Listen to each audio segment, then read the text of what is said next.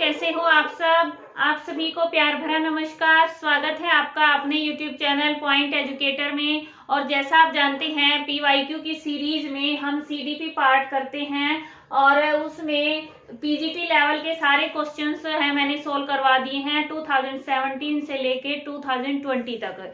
आज हम कर रहे हैं 2017 का TGT लेवल का पेपर जिसमें 30 क्वेश्चंस आए थे CDP के, वो सारे आज हम सोल्व करेंगे। यानी 30 क्वेश्चन 30 कंसेप्ट आपके क्लियर हो जाएंगे। इसके साथ ही ये बता देती हूँ कि ये जितना TGT के लिए इम्पोर्टेंट है PGT के लिए भी उतना ही इम्पोर्टेंट है, क्योंकि दोनों पे जो क्वेश्चंस हैं उनका लेवल थोड़ा सा चेंज रहता है, बाकी जो सिलेबस है वो सेम है। ठीक है, TGT पे क्या होता है, डायरेक्ट क्वेश्चन आते हैं, छोटे क्वेश्चन होते हैं, और PGT लेवल पे डीप लेवल में पूछा जाता है और जो क्वेश्चंस का स्ट्रक्चर है वो थोड़ा बड़ा दे देते हैं, उसको समझ के हमें आंसर देना होता है। तो आप दोनों लेवल के जो सीरीज है वो देखें ताकि आपकी कंसेप्ट है वो क्लियर हो जाए। स्टार्ट करते हैं। फर्स्ट क्वेश्चन है, which of the following is not a subordinate law given in trial and error. अब ट्रायल एंड एरर यानी प्रयास और त्रुटि, प्रयास एवं त्रुटि सिद्धांत। अब ये सिद्धांत किसने दिया है, ये थ्योरी किसकी है, थॉर्नडाइक की। अब थॉर्नडाइक ने क्या बताया है थ्योरी में कि 3 हैं वो तो मुख्य नियम होते हैं, ठीक है, प्राइमरी होते हैं, लॉ होते हैं प्राथमिक, और उसके बाद 5 उन्होंने गौण नियम भी दिए हैं, सबऑर्डिनेट लॉ भी दिए हैं। इसमें बताना है कि कौन सा गौण नियम नहीं है। इसका मतलब एक इनमें है वो मुख्य होगा, 3 है वो गौण होंगे। ठीक है, अब देखो कौन सा है, law of multiple response, law of attitude, law of exercise. तो लॉ ऑफ एक्सरसाइज है ये हमारा मुख्य नियम है। ठीक है, तो ये हमारे 3 क्या हैं, गौण नियम। अब मुख्य नियम कौन से हैं, 3 हैं मेन। सबसे पहला है रेडीनेस का। अब कई बच्चों को ये कंफ्यूजन है कि आप इंग्लिश में ज्यादा यूज करते हो, इंग्लिश को ज्यादा लिखते हो, तो मैं आपको बता देती हूँ कि पेपर में इंग्लिश वर्जन है उसको ही मान्यता है भाई। अगर कोई क्वेश्चन गलत आया तो इंग्लिश में सही है ना, तो इंग्लिश को ही सही मानते हैं, हिंदी में उसको चेक नहीं करते। इसलिए आप इंग्लिश को समझने की कोशिश करें। और हिंदी में कई वर्ड होते हैं एक ही शब्द के, ठीक है, तो कई शब्द होते हैं, इसलिए इंग्लिश में मोस्टली पूछा जाता है। यानी तैयारी, वैसे मैं आपको दोनों में बता देती हूँ। लॉ ऑफ रेडीनेस, पहले तैयारी होती है किसी काम को सीखने के लिए, उसके बाद क्या करते हैं, एक्सरसाइज होती है, अभ्यास किया जाता है, बार बार करवाई मैंने थ्योरी। उसके बाद कौन सा होता है हमारा, इफेक्ट, प्रभाव होता है। कोई भी काम करेंगे सभी को पता है, पहले तैयारी करनी है, फिर इसका अभ्यास होगा, फिर क्या होगा, इफेक्ट, प्रभाव होगा। ठीक है, ये हमारे मेन है। इसके बाद गौण नियम है, जैसे लॉ ऑफ मल्टीपल रिस्पॉन्स, बहु अनुक्रिया। मतलब क्या है कि कोई भी सीखता है ना, लर्निंग होती है, वो बार बार क्रिया करके बाद में सही अनुक्रिया कर लेता है, तब वो होती है लर्निंग। बहु अनुक्रिया, बहुत सारी अनुक्रिया करते हुए, रिस्पॉन्स करते हुए व्यक्ति सीखता है। ठीक है, फिर है law of attitude. Law of attitude का मतलब क्या है कि जैसा एटीट्यूड होगा सीखने का, जैसी तैयारी होगी, जैसी उसकी इच्छा होगी, उसी तरह से वो सीखेगा, उतना ही जल्दी सीख पाएगा। अगर आप मान लो अब एचटेट का एग्जाम है, जल्दी आप सीखने के लिए तत्पर हैं, ठीक है, तो आपका एटीट्यूड क्या है, वीडियो किस लिए देखी है आपने, सीखने के लिए, तो आप जल्दी और ज्यादा सीखेंगे। तो जैसा एटीट्यूड होगा वैसा सीखना होगा। उसके बाद है law of response by analogy. Analogy क्या होता है, सादृश्यता। ठीक है, सादृश्यता यानी कि 2 चीजें हैं, 2 कंसेप्ट हैं, उनको आपस में समानता ढूंढना। तो ये क्या है कि लॉ ऑफ रिस्पॉन्स, अनुक्रिया है वो एनालॉजी के द्वारा। जैसे कोई एक काम सीख रखा है, किसी ने साइकिल चलानी सीख रखी है, वो स्कूटी या मोटरसाइकिल सीखना चाहता है, तो वो वैसा ही रिस्पॉन्स में करेगा, उसका जो सीखा हुआ ज्ञान है वो उसमें लागू करेगा, तो एनालॉजी ढूंढेगा उसमें। तो ये क्या है हमारा, ये है गौण नियम। समझ आया। क्वेश्चन है, अकॉर्डिंग टू पियाजे the age range of the sub stage mental representation of the sensory motor stage is. अब सेंसरी मोटर स्टेज को हिंदी में क्या कहते हैं, संवेदीगामक चरण, और इसका उपचरण सब स्टेज है वो मानसिक निरूपण या प्रतिनिधित्व। अब इसी में देख लो आप कि इसमें तो सिर्फ रिप्रेजेंटेशन याद करना है, और इसमें निरूपण और प्रतिनिधित्व दोनों वर्ड दे दिए हैं। ठीक है, इसीलिए कहती हूँ इंग्लिश में कम याद करना पड़ता है। अब ये जो मेंटल रिप्रेजेंटेशन है ये किस एज में होती है? जो अब आपने तो याद कर लिया कि सेंसरी मोटर स्टेज है वो जीन पियाजे की थ्योरी में 0 से बर्थ से 2 ईयर तक होती है। अब इसकी 6 सब स्टेजेस बताई हैं, 6 सब स्टेजेस। अब 6 सब स्टेजेस बताई हैं, उसमें जो ये है मेंटल रिप्रेजेंटेशन, ये लास्ट स्टेज है, 6th स्टेज है। तो 2 ईयर कहाँ है? ये हमारा, तो ये ऑप्शन हो जाएगा हमारा 18 मंथ से 2 ईयर्स तक। ठीक है, ये 6 स्टेज है। और इससे पहले 5 स्टेज और होती हैं। सबके बारे में नहीं पूछा जाता, इसके बारे में इसलिए पूछा जाता है कि इसकी एक विशेषता है, इस स्टेज की एक विशेषता है, कैरेक्टरिस्टिक है, गुण है अपना। कौन सा? Object permanence. Object permanence. तो ऑब्जेक्ट परमानेंस का जो गुण है ना, ये बच्चे में वस्तु स्थिरता कब आती है? इस एज में आती है, 18 मंथ से 2 ईयर्स तक। और इस स्टेज का नाम क्या है? Mental representation. ठीक है, इसलिए इसका इंपॉर्टेंस ज्यादा है। बाकी स्टेजेस हैं वो नहीं पूछी जाती। ये होती है बर्थ से 1 मंथ, रिफ्लेक्सिव स्टेज होती है। ठीक है, रिफ्लेक्सिव एक्शन। तो ये फर्स्ट स्टेज होती है। सेकंड इसमें याद नहीं रखी, ये 3rd स्टेज है, ये 4th स्टेज है, और 5th है वो 12 मंथ से 18 मंथ तक होती है, और ये है हमारी 6th stage. The psychologist who tried to develop a learning theory using principles of topology, a branch of mathematics is। अब क्या पूछा इन्होंने कि ऐसा साइकोलॉजिस्ट, मनोवैज्ञानिक जिसने गणित की एक शाखा है टोपोलॉजी, टोपोलॉजी के जो सिद्धांत हैं उनका प्रयोग करते हुए अधिगम सिद्धांत विकसित किया है, लर्निंग थ्योरी डेवलप की है। तो वो कौन है? वो है कर्ट लेविन। अब कर्ट लेविन है ना, इन्होंने क्या, इसकी थ्योरी का नाम क्या है? Field theory. Field theory. तो फील्ड थ्योरी किसकी है? ये भी आ सकता है क्वेश्चन। अब इन्होंने क्या किया कि टोपोलॉजी मैथमेटिक्स की एक ब्रांच है, इसमें फिजिक्स, केमिस्ट्री, ठीक है, फिजिक्स, केमिस्ट्री और मैथ्स तीनों का यूज करके फार्मूला दिया है, उसको लाइफ स्पेस बोला है कि है वो P+E। P यानी पर्सन, और E है साइकोलॉजिकल एनवायरनमेंट, और ये है बिहेवियर किसी भी व्यक्ति का, वो फंक्शन ऑफ L होता है, फंक्शन ऑफ लाइफ स्पेस होता है, जीवन स्पेस होता है। ठीक है, बिहेवियर यानी व्यवहार। तो इस तरह से उन्होंने फार्मूला बना दिया। अब फार्मूले कहाँ यूज होते हैं? फिजिक्स में होते हैं, मैथ्स में होते हैं।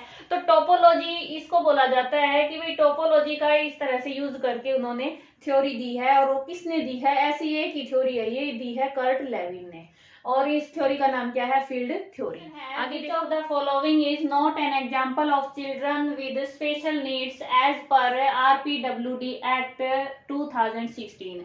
RPWD एक्ट है, इसके अनुसार विशेष आवश्यकता वाले बालक का उदाहरण नहीं है। अब आपको पता होना चाहिए कि RPWD एक्ट होता क्या है। ठीक है, इसका क्या है? फुल फॉर्म है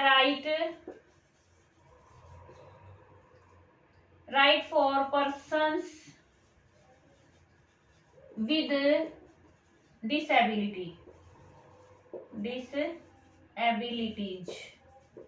ये इसकी फुल फॉर्म है।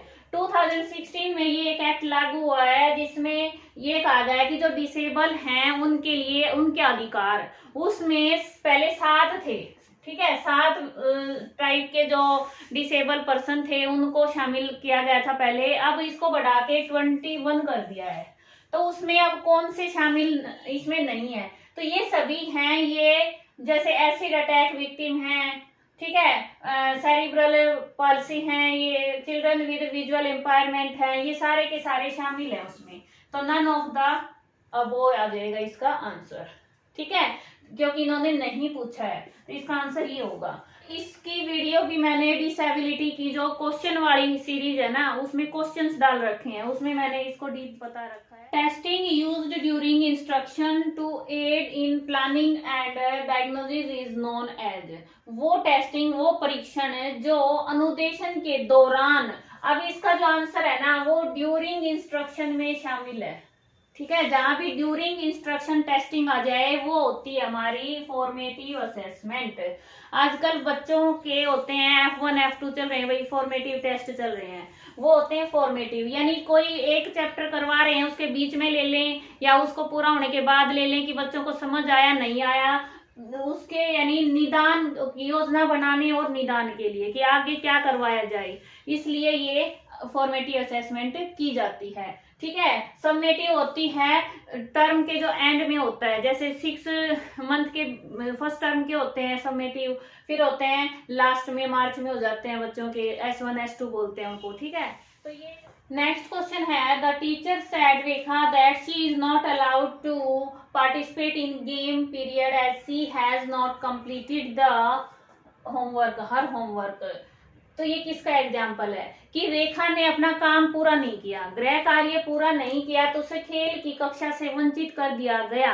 ये किसका उदाहरण है? अब आप देखो कि इसमें ये है कि कक्षा से वंचित कर दिया, तो सकारात्मक ये तो है नहीं पुनर्बलन, और ये भी अवार्ड भी नहीं है उसको। ठीक है, तो इनमें से है। अब इनमें कैसे समझ आएगा ये पनिशमेंट है या नेगेटिव रेनफोर्समेंट है? मैं आपको बार बार बताती हूँ कि कोई क्रिया है जिसके कारण उसको दंड या रेनफोर्समेंट मिल रही है, अगर उस क्रिया को बढ़ाना चाहते हैं और इसलिए उसको ये दिया गया है तो हो गया रेनफोर्समेंट। रेनफोर्समेंट हमेशा जो रिस्पॉन्स है, जो व्यवहार है, उसको बढ़ाने के लिए, इंक्रीज के लिए दिया जाता है, और पनिशमेंट है वो उसको रोकने के लिए कि आगे से ऐसा ना करे। ठीक है, तो अब वो गृह कार्य नहीं करके लाई तो रोकने के लिए है ना, क्या है, उसको क्लास से वंचित कर दिया कि अब तुम गेम में हिस्सा नहीं ले सकती, तो क्या हो गया, ये पनिशमेंट हो गई। ठीक है, क्या है, पनिशमेंट है। और इसमें जैसे नया वर्ड कौन सा है, टेंजिबल रिवार्ड है, स्पर्शनीय पुरस्कार। क्या होता है कि जैसे कोई वस्तु देना जिसको हम स्पर्श कर सकें, स्पर्शनीय क्या होता है, जिसको हम छू सकें, तो ऐसा कोई पुरस्कार देना, वो होता है टेंजिबल रिवार्ड। समझ आया? Ability of classification develops at, वर्गीकरण क्लासिफिकेशन की जो योग्यता है वो कब विकसित होती है, कौन सी स्टेज में, किसकी थ्योरी का है ये, जीन पियाजे की थ्योरी में से। तो ये क्लासिफिकेशन है वो किस स्टेज में सीखता है बच्चा, कंक्रीट ऑपरेशनल में, मूर्त संक्रियात्मक अवस्था में सीखता है। अब जैसे क्लासिफिकेशन है, सेरिएशन है, सीरीज बनाना, क्रम निर्धारण करना, और इसके साथ मैथ्स की कोई भी टर्म आ जाए ना, वो सारी हैं वो कंक्रीट ऑपरेशनल स्टेज की अवस्थाएं हैं। समझ आया? Which type of teaching material is most effective for child with visual impairment.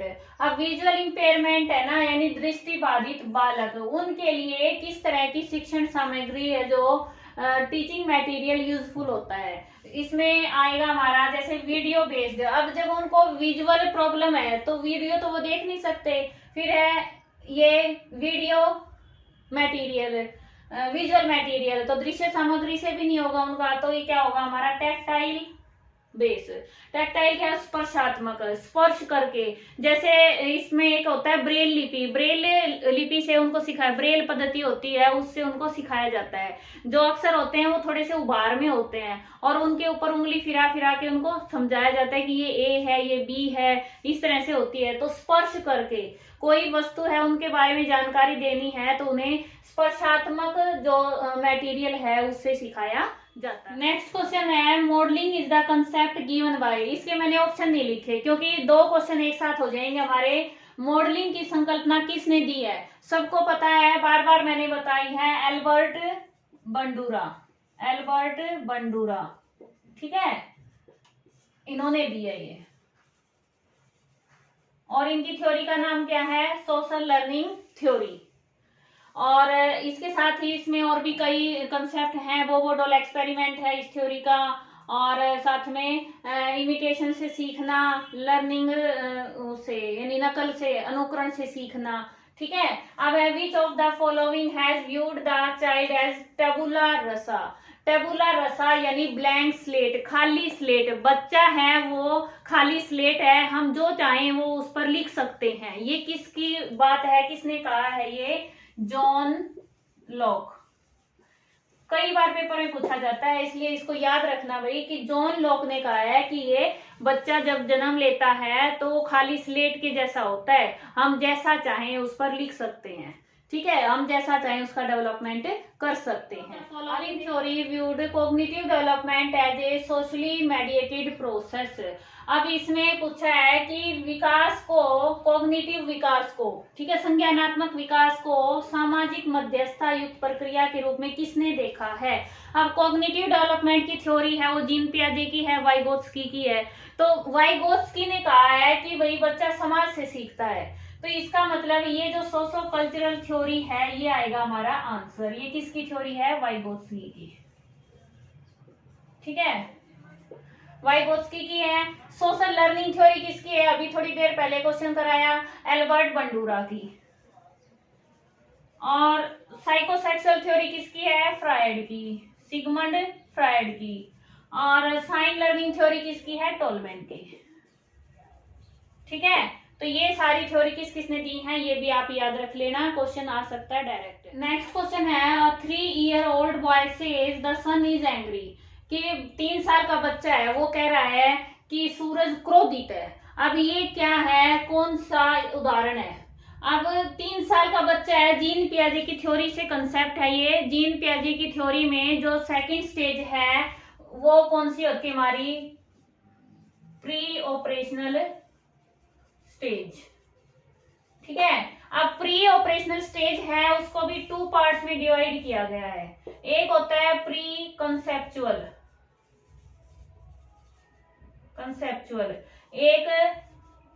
एक होती है इंट्यूटिव, ठीक है, इंट्यूटिव स्टेज। प्री कंसेप्चुअल होती है उसका ये कंसेप्ट है एनिमिज्म। किसका है, एनिमिज्म, यानी जीववाद।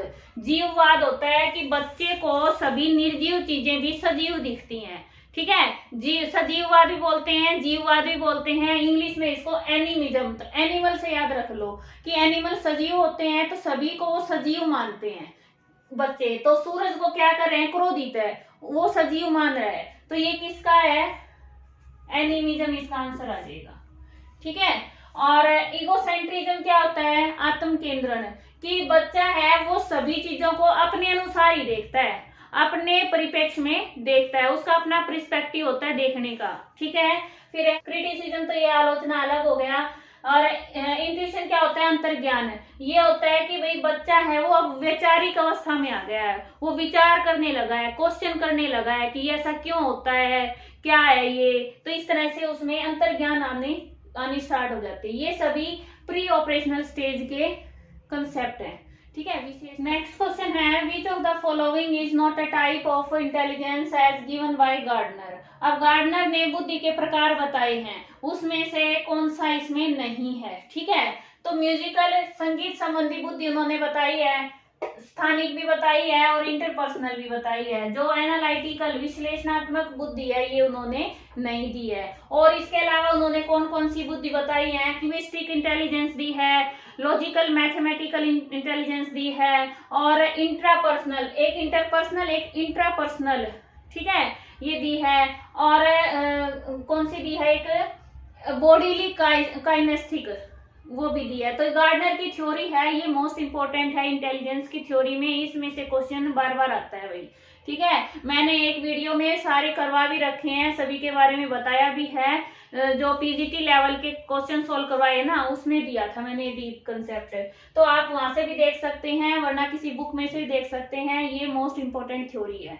आगे देखो, नेक्स्ट क्वेश्चन है, टैग कार्यक्रम अधिकांशतः किस प्रकार के बालकों के लिए प्रयोग किया जाता है। Tag program is mostly used to teach children with, ये होता है ऑटिज्म और कम्युनिकेशन रिलेटेड जो प्रॉब्लम होती है उन बच्चों के लिए, ठीक है, ऑटिज्म वाले बच्चों के लिए होता है। और इसकी फुल फॉर्म क्या होती है, ट्रीटमेंट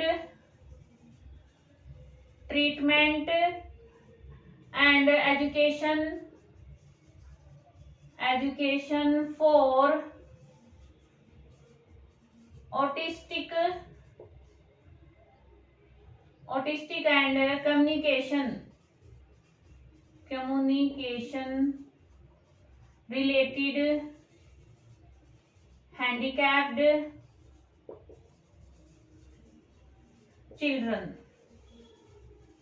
ये इसकी फुल फॉर्म है। फुल फॉर्म भी पूछी जा सकती है। Which of the following studied moral development in children, बच्चों में नैतिक विकास का अध्ययन किसने किया है? तो दो थ्योरी हमारी कोलबर्ग की और पियाजे की, तो इसका आंसर बोथ हो जाएगा। ठीक है, दोनों ने ही बच्चों में मोरल डेवलपमेंट का अध्ययन किया है। Providing salary to the teacher at the end of every month, which schedule of enforcement is it reflects, प्रत्येक माह के आखिर में वेतन देना कौन सा है हमारा? अब पुनर्बलन जो रेनफोर्समेंट है उसकी जो शेड्यूल है, अनुसूची है, उसमें 2 टाइप के होते हैं। कितना? एक तो रेशियो बेस्ड होता है, एक होता है ये इंटरवल। इंटरवल है वो समय से जुड़ा है। ठीक है, तो रेशियो होता है अनुपात।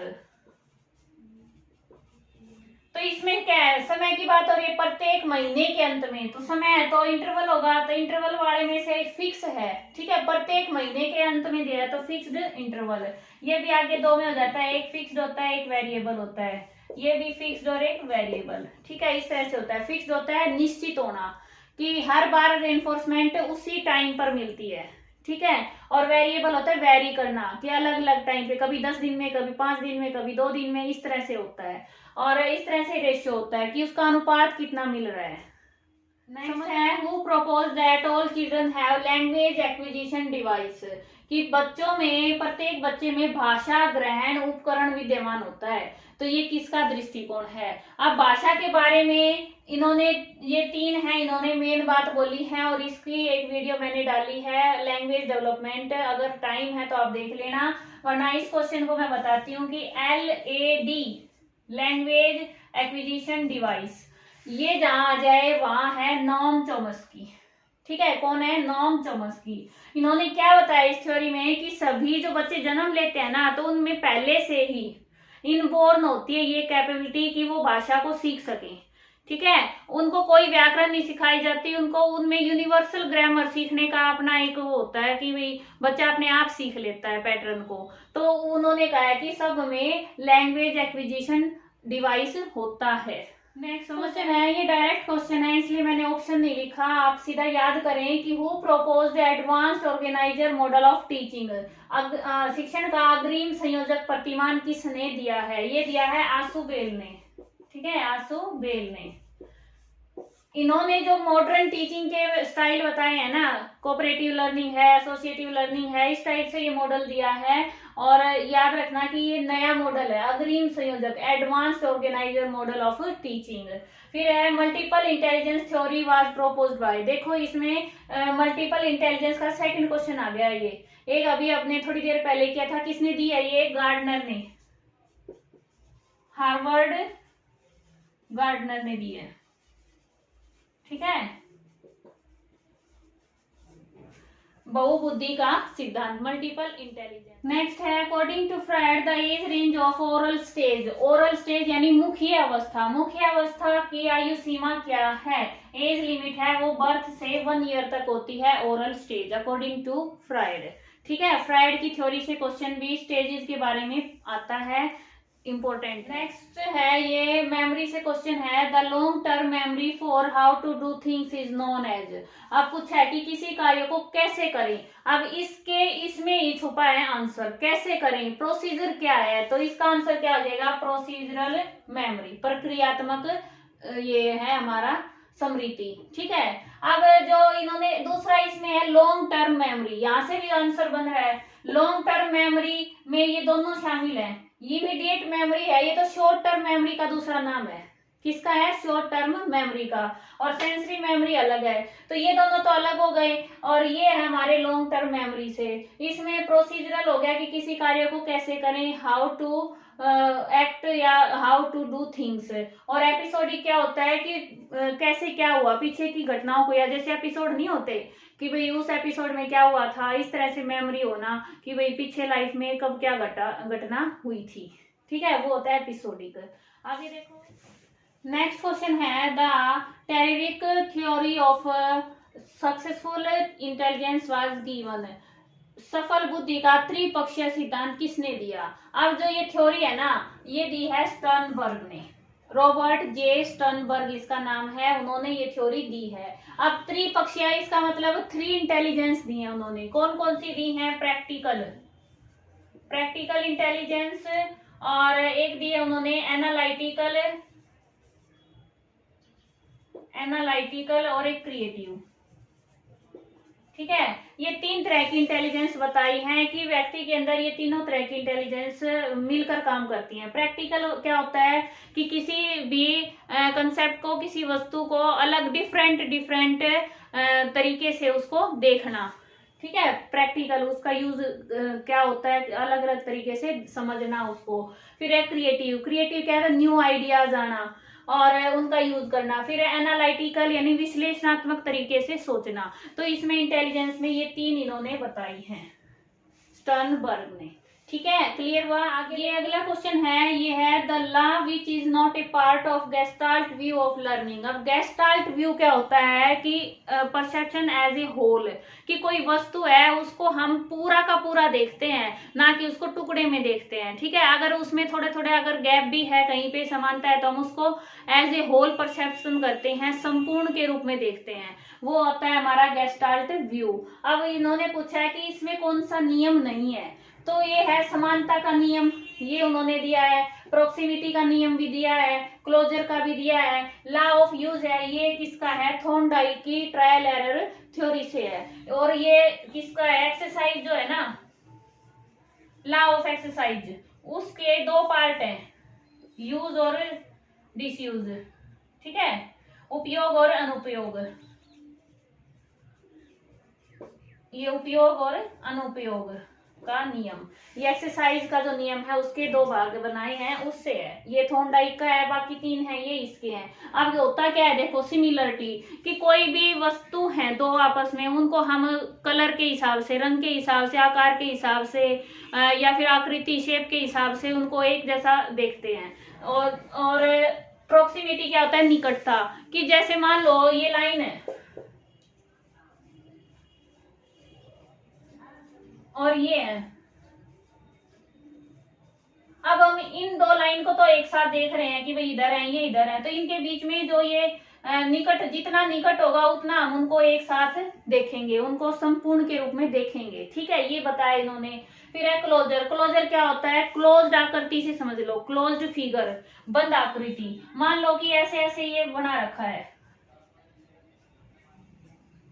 ये आपने, अब क्या दिख रहा है आपको, हम इसको सर्कल के रूप में ही देख रहे हैं, जबकि इनके बीच में गैप है, ये क्लोजर का नियम है। ठीक है, तो कोई भी क्लोज्ड फिगर है उसमें अगर बीच में थोड़ा बहुत गैप भी है तो भी हम उसको एक क्लोज आकृति के रूप में देखते हैं। तो ये क्लोजर का लॉ है। क्वेश्चन है, after occurrence A desirable behaviour the teacher says very good. अब आप क्लास में पढ़ाते हैं तो बच्चा अच्छा काम करता है, आप कह रहे हैं कि वेरी गुड, बहुत अच्छा, तो ये किसका प्रयोग किया है आपने, तो ये होता है सेकेंडरी रेनफोर्सर। ठीक है, 2 तरह के रेनफोर्सर हैं, प्राइमरी सेकेंडरी।